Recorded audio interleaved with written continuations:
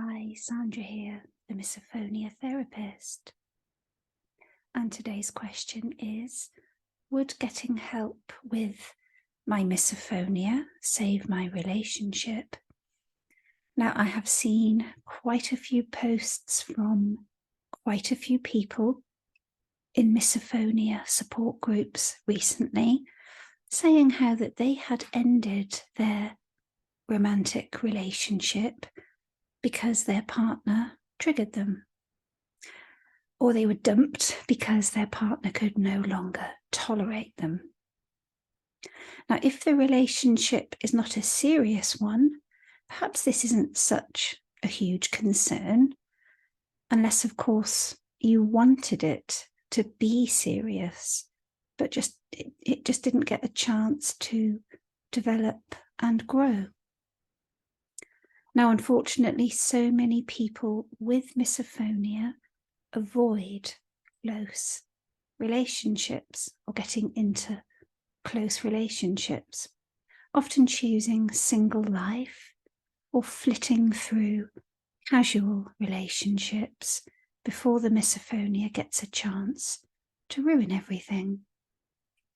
Does this sound familiar? I did a very similar video last week about a client who had decided not to have children because of her misophonia. Again, a choice made because of fears that any future children would just trigger her.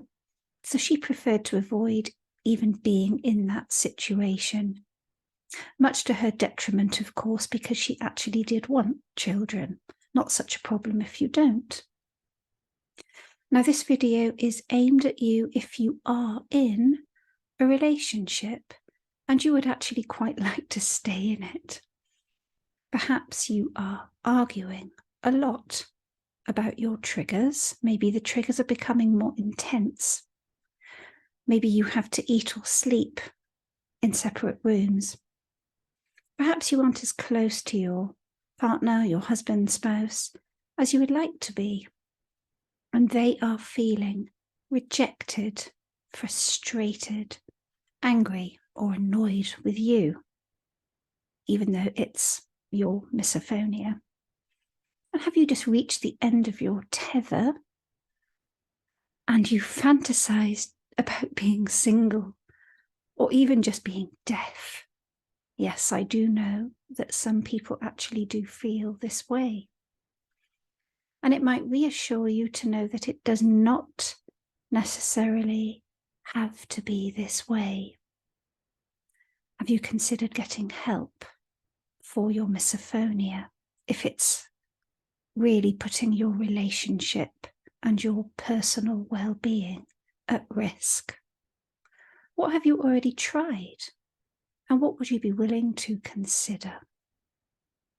Remember that in many cases, there could be a psychological cause for your misophonia, and treating these underlying issues might be helpful. Trauma comes up, as do having a childhood where you were brought up with parents who were either narcissistic or emotionally absent, a poor sense of personal boundaries, perhaps being in a situation in which you felt you had no control. Emotional issues don't necessarily have to be very extreme, but if they are the culprit, maybe it makes sense to get help with those things first and foremost.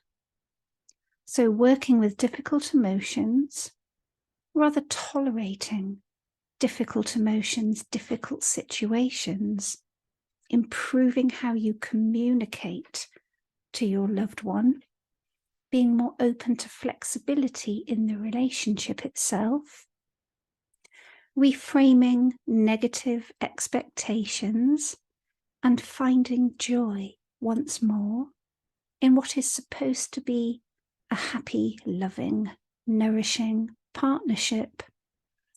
So how important is it to you that your relationship works out in the longer term? That you find a way forward where you can both get your needs met. Now, seeking help from a therapist in particular doesn't necessarily mean that your misophonia is going to be cured.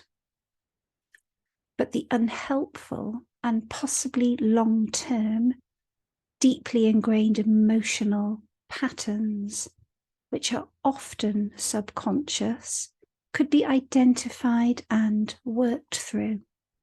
You yourself have way more resources than you might think we all do.